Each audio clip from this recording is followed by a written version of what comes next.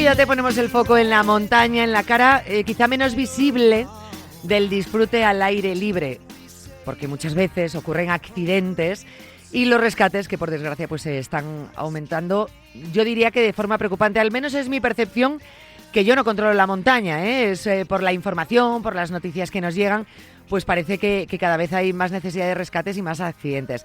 Para ayudarnos a entender pues qué es lo que está ocurriendo, por qué ocurren estos incidentes y sobre todo quizá cómo poder evitarlos, nos acompaña en el programa de hoy Antonio Ulloa. Él es médico e instructor de primeros auxilios y respuesta ante emergencias de la Academia Ulloa de Salvamento. Antonio, fijaros, si nos va a ayudar en los próximos minutos. Él lleva más de 3 décadas formando a profesionales y aficionados en búsqueda, rescate, seguridad en la montaña y conoce de primera mano pues qué errores se repiten, qué decisiones marcan esa diferencia y cómo actuar cuando una salida se termina complicando. Con él vamos a hablar de prevención, de responsabilidad. Prevención y responsabilidad, fíjate, en salud hablamos mucho de ella, pero en la montaña hay que tenerla, sí, y mucho. Sentido común, que a veces falta, porque disfrutar de la montaña también implica saber pues hasta dónde podemos llegar, cómo hacerlo con seguridad, saber cuándo salir, cuándo podemos ir a la montaña, cómo hacerlo, en fin. ¿Cuánto trabajo tiene por delante Antonio? Antonio, ¿qué tal? Buenas tardes. Hola, buenas tardes. Muchas gracias por acompañarnos. Yo creo que 3 décadas vamos a exprimirlas lo máximo posible en este programa, ¿eh? Tú llevas 3 décadas formando y queremos que nos cuentes todo lo que puedas. A ver, decimos siempre actividad física al aire libre, maravilloso. Ir a la montaña, estupendo, pero hay que saber cómo hacerlo, en qué condiciones hacerlo y sobre todo muchas veces conocer la montaña. Claro, aquí podemos hablar de varios perfiles, el que sube a la montaña por amor al aire libre pero no lo controla tanto deportivamente hablando y luego ya los expertos, ¿no? Igualmente hay que tener una serie de precauciones. Decía yo al principio, Antonio, que es verdad que en los últimos años, incluso me puedo ir a este último año, últimos meses, cada vez estamos oyendo hablar más de accidentes en la montaña, rescates en la montaña. ¿Esto por qué ocurre? ¿Porque ahora tenemos la información y entonces cada vez salen más noticias, pero sigue habiendo los mismos accidentes que antes? ¿O porque quizá cada vez somos más intrépidos y tenemos menos miedo? Sí, bueno, es una evidencia que hay más accidentes y más rescates, por supuesto, ¿no? Eso es evidente. Yo creo que se debe en parte a que hay más gente, ¿no?, disfrutando de la montaña, lo que es la masificación, lo cual es positivo, o sea, sin duda es positivo que la gente haga ejercicio en la montaña, bueno, y que de paso genera también riqueza, ¿no?, en las zonas que visita. Pero que haya más rescates y, por tanto, también se debe, ¿no?, en ese caso, a que muchas personas se acercan a la montaña pues sin la preparación, ¿no?, y la formación adecuada, ¿no? Esto sí que es importante. En ocasiones se le pierde el respeto, ¿no?, al entorno y yo creo que se confía demasiado en que, bueno, si nos pasa algo ya nos irán a rescatar tan pronto avisemos, ¿no? Y yo creo que hay que dejar claro desde el principio que esto último no siempre es posible, no siempre nos van a poder rescatar en un tiempo prudencial. Entonces creo que esto es importante y hay que tenerlo en cuenta a la hora de acercarse a la montaña, bueno, al medio natural, ¿no?, en general.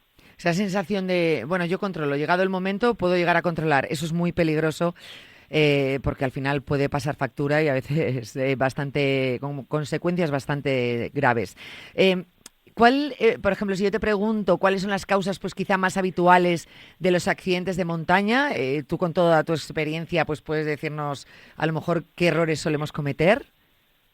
Sí, bueno, es muy curioso porque la mayoría de rescates no se deben a grandes accidentes, ¿no?, sino a pequeños despistes o diferentes motivos, ¿no? Los más habituales, pues para empezar, una mala planificación, ¿no? Esto es fundamental, planificar la actividad antes de salir, ¿no? Elegir mal la ruta, que no se adapta pues a nuestro nivel, a nuestro perfil, es fundamental, y por tanto es una gran causa de accidente no hacerlo.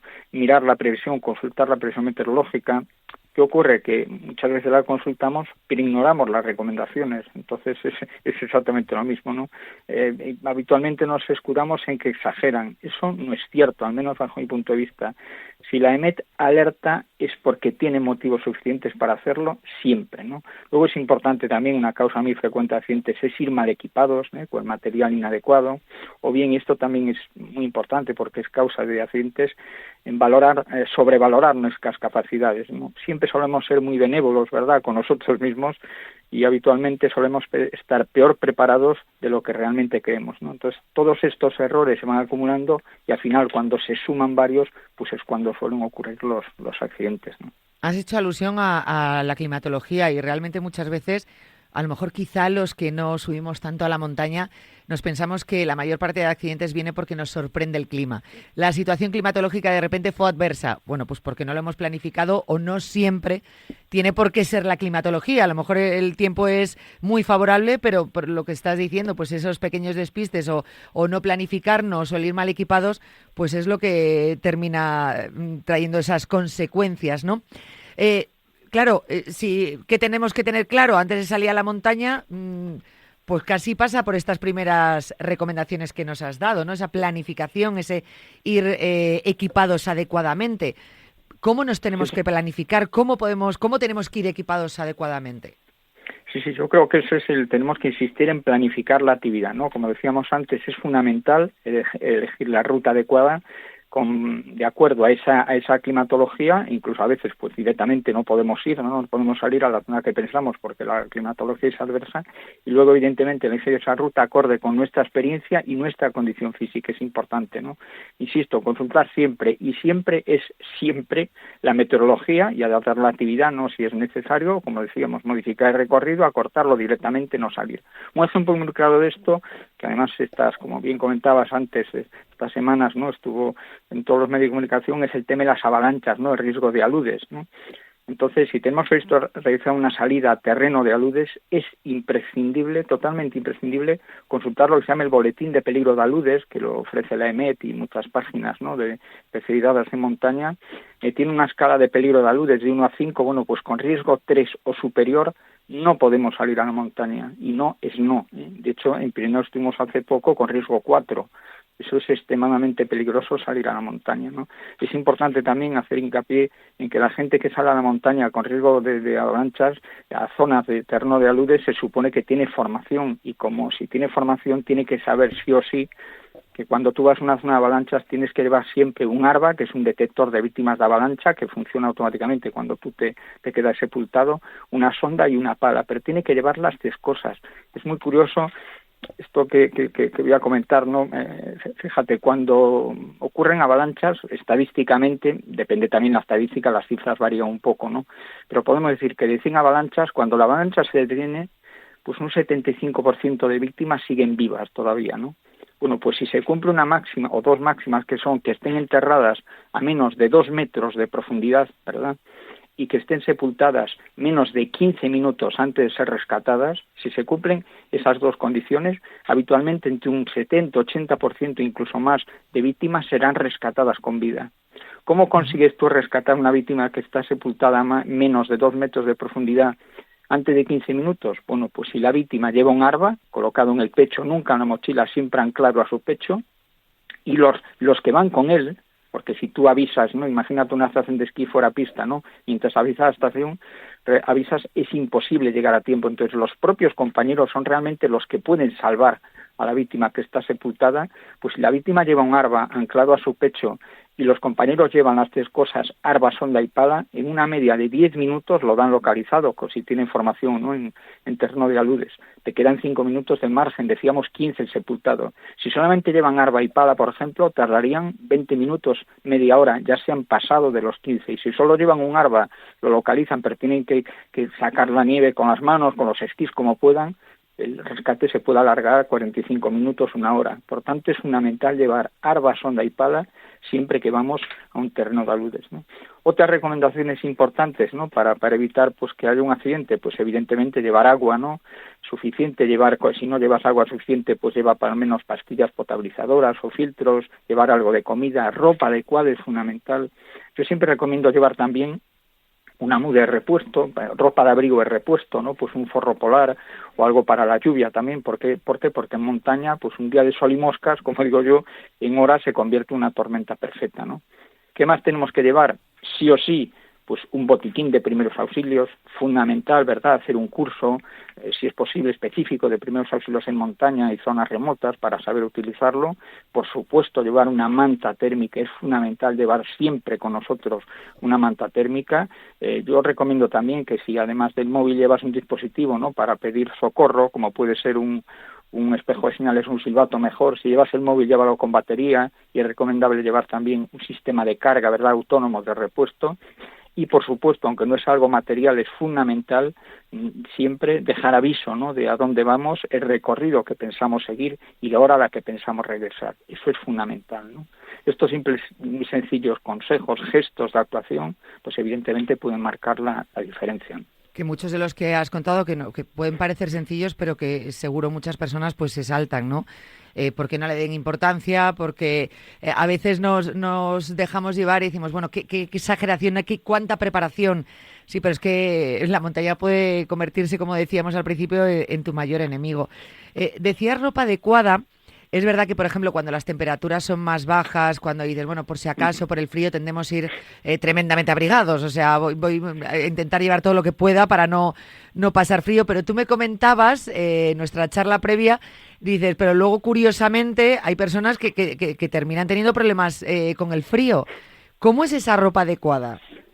Sí, es curioso, es una teoría que llevó muchos años ya en vigor, que es la teoría de las 3 capas, ¿no? La primera capa, que sea transpirable para aislar el sudor de tu cuerpo, apartarlo; la segunda, térmica; y la tercera, impermeable, ¿no?, y que corte el viento si es posible. Yo siempre pongo el ejemplo de los inuits, sabes que son los pobladores, ¿no?, los pueblos indígenas que viven en el Ártico, en las zonas árticas, ¿no?, de Canadá, Groenlandia, Alaska y Siberia, que ellos usan como primera capa, usan la piel de caribú, con los pelos hacia adentro además, ¿verdad?, porque así hace aislante y además absorbe el sudor. Y luego la segunda capa usan piel de foca, ¿no? Pocas veces usan una segunda capa, que sería la térmica. En ocasiones sí usan habitualmente fibras naturales, lana, etcétera, pero habitualmente usan esas 2 capas, y además tienen una cámara, la segunda capa, ¿no?, la piel de foca es muy floja. ¿Por qué? Porque así, haciendo actividad, ¿no?, como tan enérgica como hacen ellos, ¿no?, en el Ártico, pues evitan que se sudar en exceso, ¿no? Entonces se mantienen, digamos, sin secos, digamos, su cuerpo, ¿no? Y luego sí, si se paran, pues entonces es cuando se abrigan más, ¿no? ¿Qué ocurre cuando tú comentabas que habitualmente salimos de refugio muy amantados, ¿no?, porque tenemos mucho frío, estamos a 5 bajo cero en el exterior, sales de refugio, del saco, entonces vas muy abrigado? ¿Qué ocurre? Que en cuanto empiezas a caminar, a los 5 o 10 minutos empiezas a sudar. ¿Qué tienes que hacer? Pues sí o sí parar y empezar a sacarte ropa.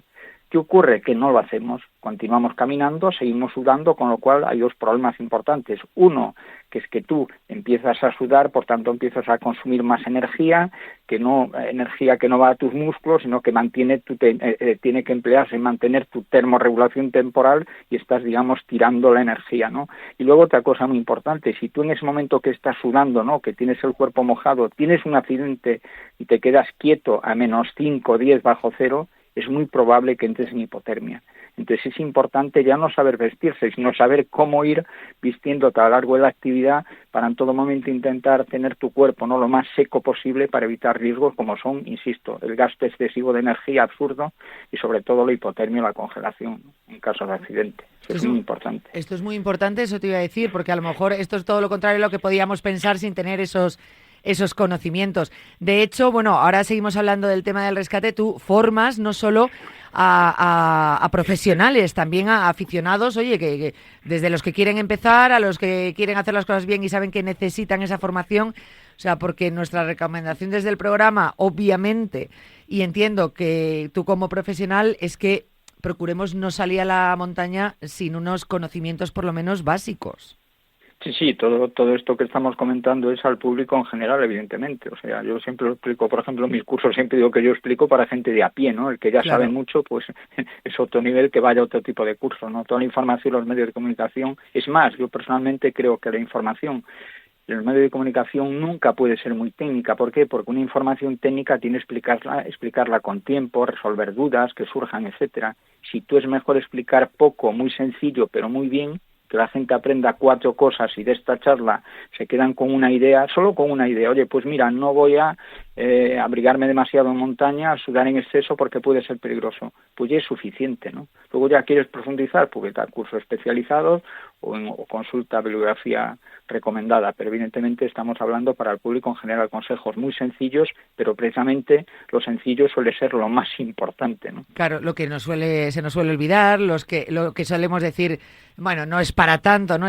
No es para tanto que la montaña, vuelvo a repetir, te puede hacer que se convierta en tu enemigo. Si alguien se ve en apuros en la montaña, ¿vale? Ha salido, pues oye, con todo lo que más o menos creía que tenía que llevar, o se ha formado y sale bien equipado, pero ¿cómo tiene que actuar una persona en cuanto ve problemas? Bueno, esto es muy, muy importante y claro, es muy fácil, lo que voy a decir, es muy fácil decirlo sentados cómodamente en un sillón, pero lo difícil es cuando estás ahí, ¿no? Entonces, claro, lo más importante es mantener la calma, es fundamental. O sea, no seguir avanzando nunca. ¿Por qué? Porque habitualmente cuanto más avanzas, más te estás metiendo en la boca del lobo y más problemas vas a tener después, ¿no? En muchas ocasiones, en la mayoría, parar a tiempo evita siempre que la situación empeore. ¿Qué debemos hacer? Pues obviamente buscar un lugar seguro y avisar inmediatamente al 112 para poner en marcha lo que se llama la cadena de supervivencia, ¿no? Sobre todo cuando hay accidentes con víctimas, ¿no? Es muy importante cuando llamamos, ¿verdad?, al 112, explicar muy bien, hablar con calma, explicar dónde estamos con la mayor exactitud. Es cierto que hoy en día, es el año 2019, cuando tú llamas un teléfono móvil, un smartphone, pues automáticamente el móvil, con un sistema que se llama AML, le da ya la posición al 112, ¿no? No es tan importante como era antes, que tenías que dar las coordenadas, ¿no? Aún así, insisto, si puedes darle la mayor concreción del sitio donde tú estás a los servicios de rescate, pues mucho mejor, ¿no? Luego explicarle qué ha pasado, y luego tenemos unos excelentes servicios de rescate en España, ¿no? Y ya ellos, el operador del 112 ya te va a ir preguntando, ¿verdad?, las cosas, por tanto es muy sencillo, simplemente, insisto, mantener la calma, procurar recordar todos los datos posibles, que a veces un dato que a ti te parece insignificante, pues adquiere mucha relevancia a la hora de rescate, ¿no? Y luego, pues evidentemente, pues sigue siempre las indicaciones que te dé el 112, ¿no? Eso es fundamental, ¿eh? Es importante, por ejemplo, si tú das tu posición, y esto aunque pueda parecer una cosa, eso es imposible, ocurre en muchas ocasiones, si tú das la posición, luego no te mueves de allí. ¿Por qué? Porque si no van a ir a buscarte allí y tú no estás. Esto ocurre más veces de lo que la gente cree, porque bueno, le parece, no, es que ahora si voy allí me van a ver mejor, o es que aquí estoy menos seguro que en tal sitio. No, tú busca un lugar seguro, en cuanto estés en un lugar seguro, abrígate con la manta térmica que decíamos que siempre tienes que llevar, o al herido, y permanece hasta que te vengan a buscar, que seguro que tarde o temprano van a aparecer y te van a rescatar, siempre. Vale, eso es muy importante lo que estás diciendo, porque incluso se nos puede hacer el tiempo interminable, parece que no llegan y entonces dices, estos que no me encuentran me muevo, se me está haciendo muy largo, esto es que me tengo que ir moviendo intentando yo avanzar por algún lado, ya me volverán a encontrar en el mismo punto. Muy, muy importante el no moverse una vez hablado, ¿no?, con ese servicio de rescate, y una vez ya hemos hecho lo que tenemos que hacer, nos hemos comunicado, estamos esperando, ya ¿qué hay que hacer? ¿Cómo se activa ese rescate? ¿Qué viene después?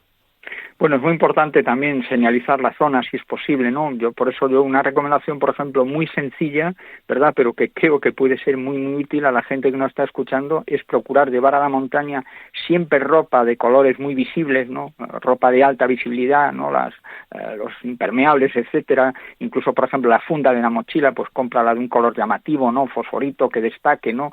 ¿Por qué? Porque así puedes, con 3 mochilas, con 4 mochilas realmente, puedes hacer una Y, ¿no?, que es el símbolo internacional tierra-aire de petición de socorro, para que te vean inmediatamente, ¿no? Llevar una luz, un reflectante, algo que te permita una visibilidad correcta y que te localicen rápidamente, ¿no? Entonces, cuando se activa un rescate, ¿qué ocurre? Bueno, pues evidentemente cada rescate es diferente, ¿no? De hecho, suele decirse que nunca hay 2 rescates iguales, ¿no? Hay unos protocolos, ¿no? Entonces, pues el 112 valora la información que le das y luego moviliza los recursos que le creen necesarios, ¿no? Bien equipos terrestres, Guardia Civil de montaña, bomberos, protección civil, servicios sanitarios, etcétera.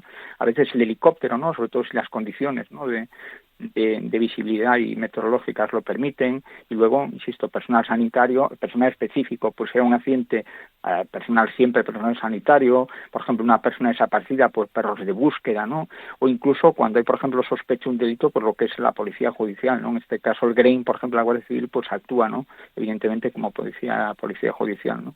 Y yo algo que sí siempre procuro, ¿verdad?, señalar en los medios y poner en valor es que no debemos olvidar que cuando se inicia un rescate, cada rescate implica un riesgo, y a veces elevadísimo para los profesionales que intervienen. Por tanto, yo creo que es nuestra obligación intentar no poner en riesgo a esos profesionales, manteniendo todas las medidas de seguridad y toda la precaución posible para evitar que ocurra un accidente en la montaña, ¿no? Y muchísimas veces, créeme que muchas veces podrían haberse evitado los accidentes con un poco de sentido común y de formación, ¿no? Eso es lo que más rabia da, por esa sensación de no pasa nada, ¿no?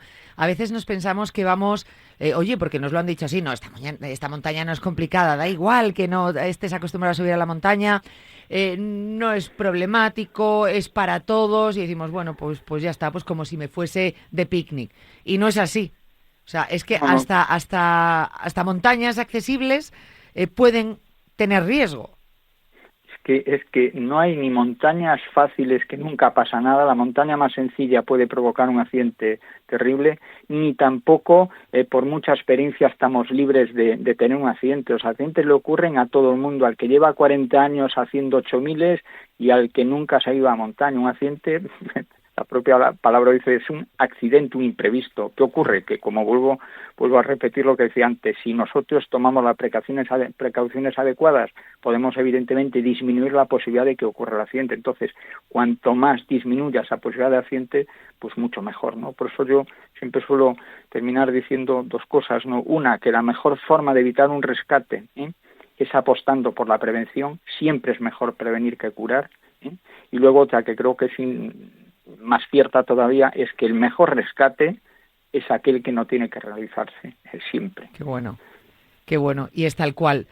Pongamos ese, vamos a decir, sentido común antes de subir a la montaña, porque incluso, como has dicho tú en un momento, hay veces que los nervios, la situación nos paraliza, nos hace tomar malas decisiones, o sea que el sentido común que queremos tener cuando estamos en pleno accidente a lo mejor no va a aparecer. Pues pongámoslo antes en la prevención, en el ir preparados y en la formación, ¿no? Eso me parece importantísimo. Bueno, yo creo que más o menos, hemos lanzado mensajes importantes, claves. Igualmente esto es una información muy general para nuestros oyentes, pero si alguien realmente quiere ir a la montaña o ya lo hace, pero sabe que no tiene esa formación, pues que lo haga con conciencia y preparándose, ¿no? Preparándose con profesionales, que es la mejor manera de disfrutar de la montaña, entiendo, Alfonso. Sí, eso siempre, la formación yo creo que es la clave es el mejor camino para evitar los accidentes en montaña, sin duda. Es una formación, sentido común, y además sentido común antes, durante, incluso después de hacer la actividad, ¿no? Por tanto, formarse, tener claro que la montaña puede ser peligrosa y que nosotros lo que tenemos es que, yo suelo también decir que la montaña es muy fácil que nos deje entrar. Yo lo que procuro es que siempre me deje salir, ¿no? Eso es lo importante, no solo entrar a la montaña, sino dar salido de ella, ¿no? Entonces es fundamental hacerlo con sentido común, con mucha formación, y luego pues evidentemente teniendo, digamos, el sentido común que decimos adecuado para saber hasta dónde puedo llegar, ¿no? Los viejos montañeros te suelen decir que ellos se han subido muchas montañas, pero siempre, casi toda la gente que lleva muchos años, ¿no?, haciendo montaña, que hablo con ellos, me dicen lo mismo, y es que, mira, Antonio, yo todavía sigo haciendo montaña a mis años porque me he bajado de muchas más montañas sin hacer cumbre de las que he conseguido coronar, ¿no? Eso creo que es la frase también que resume todo lo que estamos comentando en esta entrevista, ¿no? Pues lo has dejado muy claro. El mejor rescate, el que no tiene que realizarse. Ojalá, por menos rescates, porque empezamos a tener ese sentido común que necesita esa visita a la montaña. Antonio Ulloa, muchísimas gracias por haber estado con nosotros, de verdad, por habernos, pues dado toda esta información. Yo sé que condensada, ¿no?, en el programa, pero creo que, como digo, has dado unos puntos muy claves para tener en cuenta y nos has ayudado muchísimo. Gracias por haber estado con nosotros. Muchas gracias a los oyentes por su tiempo y a vosotros, por supuesto, por llamarnos para pedir nuestra opinión. Muchas gracias. Gracias. Antonio Ulloa, médico instructor de primeros auxilios y respuesta ante emergencias de la Academia Ulloa Salvamento. Es decir, googlea Ulloa Salvamento. Oye, mira, ¿qué quiero que Antonio me ayude? Pues Ulloa Salvamento, que realmente, oye, pues si puedes acudir o realizar o recibir, ¿no?, esas clases, esa formación para disfrutar de la montaña con mayor seguridad, pues oye, mejor que mejor.